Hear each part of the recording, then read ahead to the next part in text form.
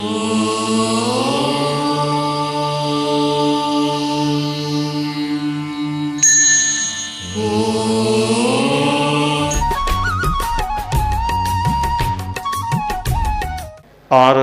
वाङ्मय में कहा गया है,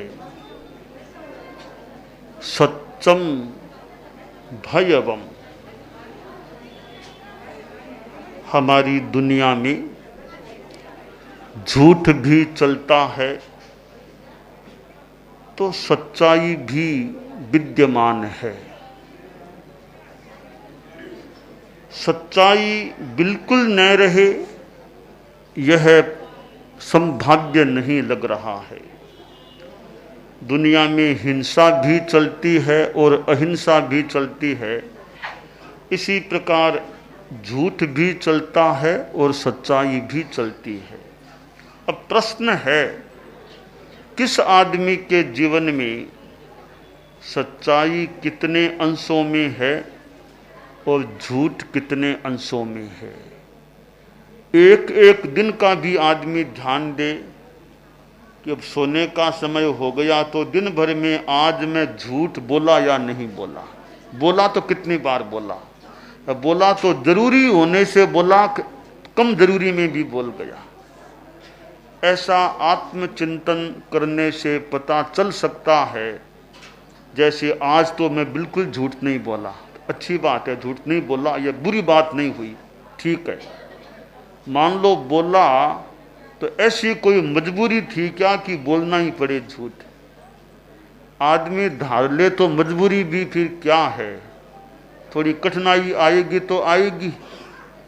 इसे स्वीकार कर भी आदमी झूठ से बच सकता है। आदमी तात्कालिक सुरक्षा के लिए, बचाव के लिए, मुसीबत से बचने के लिए झूठ का सहारा ले लेता है, ले सकता है। थोड़ी देर का बचाव हो जाए, पर सोचना हमें यह चाहिए, यहां बच गया आगे कौन बचाएगा। आगे कोई कहते नानी का घर नहीं है, आगे कौन बचाएगा। यहां तो मैं मान लो बच गया, जैसे तैसे झूठ कर करा के बच गया, तो आगे मुझे कौन बचाएगा, वहां कौन आड़ा आएगा बचाने के लिए। तो जब आगे मान लो अत्राण हूं, फिर क्यों नहीं अभी झूठ से बचूं। थोड़ी कठिनाई आएगी तो आ जाएगी, तकलीफ तो पानी है, यहां पाऊं चाहे आगे पाऊं। हो सकता है झूठ नहीं बोलूंगा, तकलीफ कम आएगी। झूठ बोलने से आगे भी पाप कर्म का बंद हो जाएगा, तकलीफ ज्यादा भी आ सकती है। सच्चाई परेशान हो सकती है, परास्त नहीं होती। तकलीफ तो आ सकती है, अंतिम विजय सच्चाई की यह मान करके चलना चाहिए। इसलिए आप लोग जो गृहस्थ हैं उनके लिए विशेष ज्ञातव्य। खैर साधु को तो बोलना ही नहीं चाहिए झूठ, साधु को तो एक नियम है, महाव्रत है, झूठ नहीं बोलना। चूंकि आप लोग गृहस्थ हैं, आपकी चर्चा हो रही है, आप लोग भी देखें कितना जीवन में झूठ से बचा जा सके। कई बार आदमी हंसी मजाक में झूठ बोल जाता है, हंसी मजाक ऐसे ही विनोद मजाक झूठ बोल देता है। कभी कभी गुस्सा आता है, गुस्से में कुछ भी बोल देता है, झूठ साच बोल देता है गुस्से में आकर के। कई बार डर भय लगता है तो भय के कारण भी आदमी झूठ बोल सकता है। भी सच बोल दूंगा तो डांट पड़ेगी या पकड़ा जाऊंगा, जेल हो जाएगी, वो हो जाएगा। आप लोग मान लो कोर्ट में जाते हैं, कभी जाना पड़े कोर्ट में, तो कोर्ट में सही कितना बोला जाता है, झूठ कितना बोला जाता है, ये प्रश्न है। दो पक्ष हैं, पक्ष प्रतिपक्ष हैं, तो आदमी अपने को बचाने के लिए या दूसरे को फंसाने के लिए झूठी बात भी कर सकता है। केस करना, झूठा केस, पुलिस केस झूठा कर दिया, यह किया, वह किया, वह किया, किया तो इतना सा था, लिख दी बातें इतनी, यह किया वह किया, मुझे मारने का प्रयास किया वो किया। पुलिस केस में झूठी बातें कितनी लिखाई जाती होगी, सच बात कितनी लिखाई जाती होगी। थोड़ा सच बाकी कितना झूठ का पुलिंदा भी हो सकता है। तो कोर्ट में जाना पड़े, वहां भी आदमी झूठ न बोले, जो है वो बात बताए, एक अच्छी बात होती है कि ठीक है जो होगा सो होगा, झूठी गवाही नहीं, झूठी बात नहीं। ठीक है, सत्य बात कह सकते हैं, सच्ची बात मान लो कह सकते हैं, तो झूठ नहीं। न्यायालय, वो तो न्यायालय है ना, न्याय का मंदिर है, तो वहां न्याय की बात है, मैं कम से कम न्याय में सहयोग करूं, झूठ नहीं बोलूं। तो यह मानव जीवन है, इसमें आप लोग गृहस्थ प्रयास रखें कि भाई झूठ से बचने का लक्ष्य रखें। थोड़े लाभ के लिए आत्मा का नुकसान न हो, ऐसा हम सभी को वैसे ध्यान रखना चाहिए भी कि आत्मा का नुकसान न हो, या जितना नुकसान से आत्मा को बचाया जा सके। बचपन में ऐसे संस्कार मिल जाएं बच्चों को, स्कूल में, विद्यालय में, घर में, परिवार में, कि झूठ नहीं बोलना है, झूठ नहीं बोलना है। ये संस्कार मजबूत हो जाते हैं तो आदमी, वो महाआदमी, कोई महामानव महाआदमी बन जाता है, तो झूठ नहीं बोलता है। जानबूझ, भूल में मान लो कोई बात निकल, जानबूझ के झूठ नहीं बोलता है। ऐसा जिसका जीवन का क्रम है, वो आदमी मानो महाआदमी महामानव कहलाने का अधिकारी हो सकता है। झूठ है वो अविश्वास का कारण है, सच्चाई विश्वास का कारण है। संस्कृत में कहा गया, विश्वासायतनम विपत्ति दलनम देवै कृताराधनम मुक्ते पथ्यदनम जलाग्नि शमनम व्याघ्रो रगस्तंभनम श्रेयः संबननम समृद्धि दननम सौजन्य संजीवनम कीर्ते केलिवनम प्रभाव भवनम सत्यम वचः पावनम। कि सच्चाई है, सत्य वचन है, वो एक विश्वास का आयतन है, विश्वास का स्थान होता है। जो आदमी झूठ न बोले तो दूसरों को विश्वास हो जाए कि ये आदमी ठीक है, झूठ नहीं बोलता है। तो विश्वास होना बड़ी उपलब्धि होती है। विपत्ति दलनम, विपत्ति का नाश करने वाला सत्य होता है। देवै कृताराधनम, देवता भी सत्य की आराधना पूजा करते हैं मानो। और समृद्धि जननम, समृद्धि को पैदा करने वाला, मुक्ति के मार्ग में भोजन है, संबल है। जल संबंधी कठिनाई, अग्नि संबंधी कठिनाई भी कभी हो सकता है, सच्चाई से दूर हो जाए। बाघ सांप जैसी स्थितियां भी समस्या पैदा न करे। श्रेय को वश में करने वाला, ऐसे अनेक बातों का भाजन यह सत्य व्रत होता है। सुजनता को की संजीवनी, सुजनता को अनुप्राणित करने वाला होता है। वो यश कीर्ति का तो मानो क्रीड़ा का स्थल होता है, प्रभाव का स्थान होता है यह सत्य व्रत, सत्य वचन। तो ये आदमी को सोचना चाहिए, आदमी झूठ क्यों बोले। अरे मैं झूठ बोल के मैं लाभ पालूंगा तो दूसरा तो नुकसान में आ सकता है ना। तो झूठ है वो साफ बात है, सही बात है, वो सही बात है। झूठ बोल के क्यों बिना मतलब गलत काम करना। अब टैक्स चुकाना है, वहां कितने लोग सत्य बोलते होंगे टैक्स के मामले में। टैक्स चुकाना है तो एकदम सही टैक्स कितने लोग चुकाते होंगे, वहां भी तो झूठ झूठ कुछ चल सकता है। और टैक्स लेने वाले कितना सच्चाई से आगे पहुंचाते होंगे। कई बातें हैं। एक राजा था, मंत्री पास में बैठा था, तो राजा ने कहा, रे मंत्री, इतना बड़ा नगर है हमारा, इतने लोग रहते हैं, इतनी दुकानें, इतना व्यवसाय, इतना उद्योग है, हमारी राजधानी है ये तो यहाँ यह टैक्स राजस्व इतना कम क्यों आता है? क्या बात है? मैं देखता हूँ, कई बार जाता हूँ, इतने उद्योग, इतनी दुकानें, इतने बड़े बड़े बाजार हैं, तो राजस्व भंडार में बहुत कम आ रहा है, इसका क्या कारण है? तुम ध्यान दो, इतना कम क्यों आता है? मंत्री चूंकि काम देखता था ज्यादा, तो मंत्री बोला, महाराज क्या बताऊं? कि बताओ, तुम मंत्री हो तो तुम बताओ क्या कारण है? आज नहीं, कभी मौका आने पर बताऊंगा क्या कारण, क्या है राजस्व कम आने का। ठीक है, बता देना। अब मंत्री ने एक योजना बनाई, एक प्रोग्राम बनाया, एक युवकों का एक सम्मेलन बुलाया। 1000 युवक उसमें आमंत्रित हुए, 1000 के 1000 आ भी गए।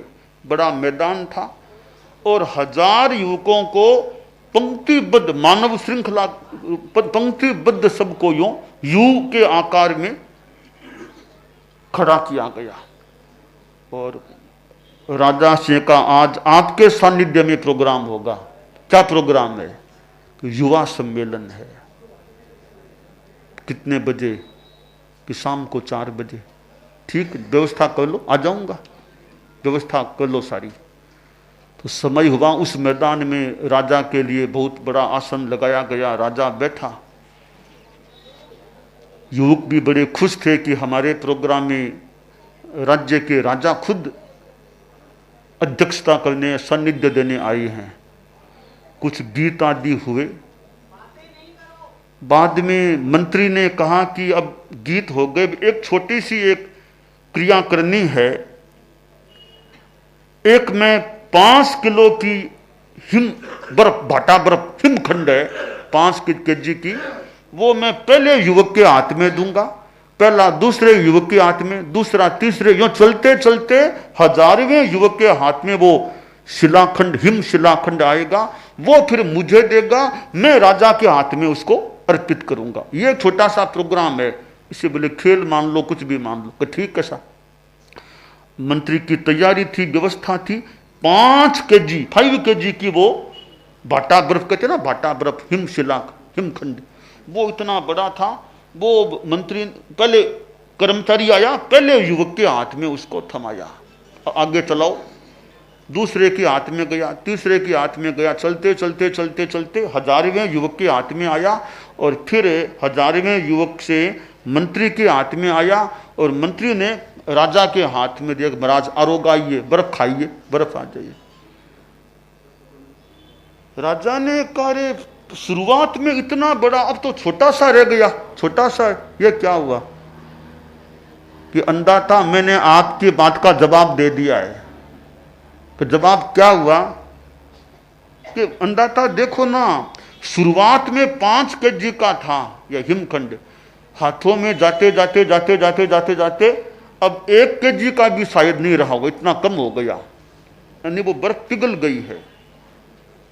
तो महाराज, हमारे राज्य में राजस्व का यही हालात है।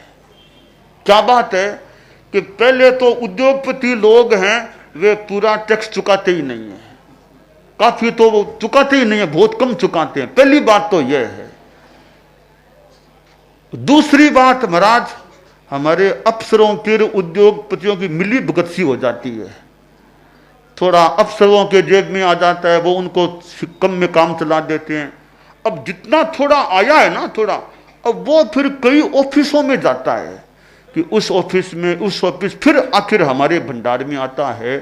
तो आगे से आगे थोड़ा थोड़ा थोड़ा थोड़ा वो कम होता जाता है, थोड़ा थोड़ा रख लिया जाता है, थोड़ा थोड़ा कम करके दिया जाता है। तो जब तक आपके पास, यानी हमारे भंडार में पहुंचता है, तो वो पैसा बहुत कम रह जाता है। तो यह राजस्व की, जैसे बर्फ पिघलती पिघलती इतनी छोटी हो जाती है, तो राजस्व मूल तो देने वाले भी कम ही देते हैं, फिर वो कुछ कई जगह होते होते बहुत कम रह जाता है। यानी जनता से सरकार के पास पहुंचते पहुंचते वो टैक्स कम रह जाता है।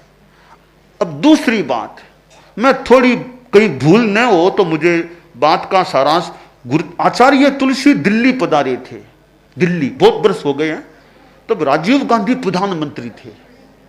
तो अणुव्रत भवन है दिल्ली में, वहां आचार्य श्री तुलसी, वो नीचे है ग्राउंड फ्लोर अणुव्रत भवन का, वहां विराजे हुए थे। हालांकि मैं तो उस टाइम वहां एकदम वहां नहीं था, अलग था। राजीव गांधी प्रधानमंत्री गुरुदेव तुलसी के पास अणुव्रत भवन में आए मिलने के लिए, प्रधानमंत्री थे। तो मुझे फिर जानकारी मिली कि बात में आचार्य तुलसी ने पूछ लिया कि प्रधानमंत्री जी, आप गरीबों के लिए क्या करते हो, गरीब जनता के लिए आप क्या करते हो। बात में कहीं कोई भूल हो तो राजीव गांधी जी बोले कि आचार्य जी, गरीबों के लिए हम करते तो हैं, ध्यान देते हैं, एक कठिनाई है कि हम सरकार गरीब के लिए 1 रुपया देते हैं तो गरीब के हाथ में पहुंचते पहुंचते 15 पैसा ही बचता है, वह बाकी सब बीच में हो जाता है। यह हमारी समस्या है, यानी यह एक अनैतिकता की समस्या है। तो अगर दुनिया में सच्चाई होती है, चाहे सरकार हो चाहे जनता हो, आखिर आदमी है, सरकार में भी तो आदमी है, जनता में भी आदमी है, तो आदमी का चरित्र आचार सदाचार के रूप में होता है, तब तो काम ठीक रह सकता है। आदमी चाहे कहीं भी जाएगा, आदमी बढ़िया है तो जहां कहीं वो आदमी जाएगा, आशा करें अच्छा काम हो सकेगा। आदमी में लोभ है, अनैतिकता है, वो जहां कहीं बैठेगा वो लोभ देखेगा कहां क्या हो सकता है। तो लोभ एक कारण है मृषावाद का और झूठ का। जैसे गुस्सा कारण है, लोभ भी कारण है, भय भी कारण है, और हंसी मजाक में भी आदमी झूठ बोल सकता है। सच्चाई के लिए आदमी थोड़ा कम बोलने का अभ्यास करे, ज्यादा बोलेगा ना, ज्यादा बोलने वाले के मुंह से कभी कभी झूठ बात भी निकल सकती है। इसलिए सच्चाई के लिए एक और ध्यान देने की बात यह है कि जबान पर लगाम, जबान पर लगाम, ज्यादा बातूनी ने ज्यादा न बोले, बाचालता न करें।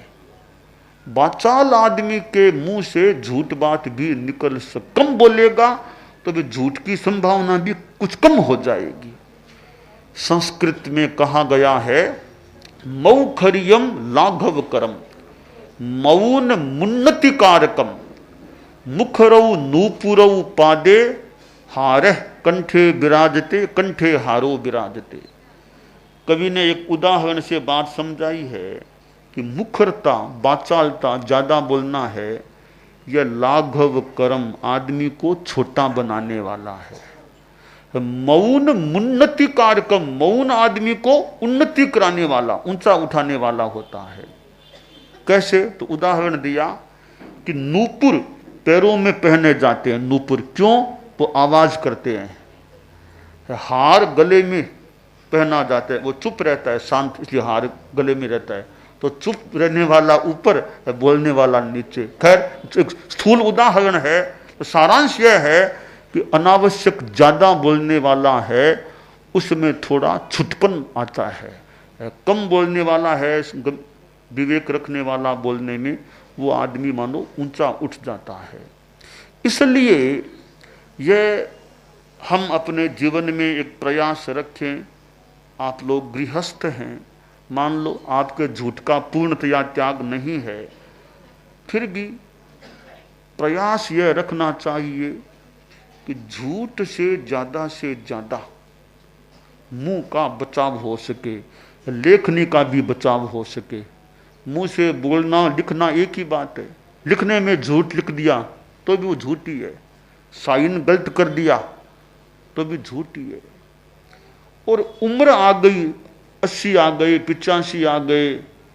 कभी कभी मेरे पास कोई वृद्ध लोग पुरुष आते हैं कि हमें बताओ अब क्या करना, उम्र आ गई। तो मैंने कभी कहता हूँ भाई कि आपको झूठ बोलने का काम तो नहीं पड़ता ना, फिर झूठ का त्याग कराऊं, झूठ नहीं बोलना कभी। तो कहा झूठ, मैंने कहा देखिए फिर त्याग कराऊं, फिर ये आप कहीं साइन करना पड़े, कोई सही बात नहीं, साइन ऐसा करना कि साइन तो मान लो, तो साइन भी करना पड़े, बात वो सही नहीं है जिस पर साइन किया जा रहा है, तो वो भी नहीं होना चाहिए। तो इतना हो कि साइन भी गलत नहीं, लिखने में गलत बात नहीं, बोलने में गलत बात नहीं, तो वो झूठ का परिहार हो सकता है। तो वो भी एक सीमा तक मान लें हो जाए। तो यह जो शास्त्रों में बताया गया है कि सर्वम सत्ये प्रतिष्ठितम, सत्येन धार्यते पृथ्वी, सत्येन तपते रवि, सर्वम सत्ये प्रतिष्ठितम। ये पृथ्वी है मानो धर्म सच्चाई पर टिकी हुई है।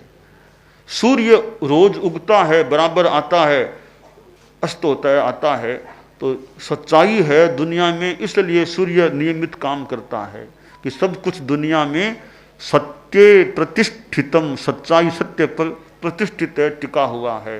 तो ये गुरुदेव तुलसी ने जो अनुव्रत आंदोलन की बात कही, परम पूज्य आचार्य महाप्रज्ञ जी भी नैतिकता की बात जो कहते, तो उसका एक मौलिक एक तत्व है, आदमी झूठ बोलने से बचे तो नैतिकता और अनुव्रत की वो प्रामाणिकता की बात है, वो भी गृहस्थों के जीवन में रह सकती है।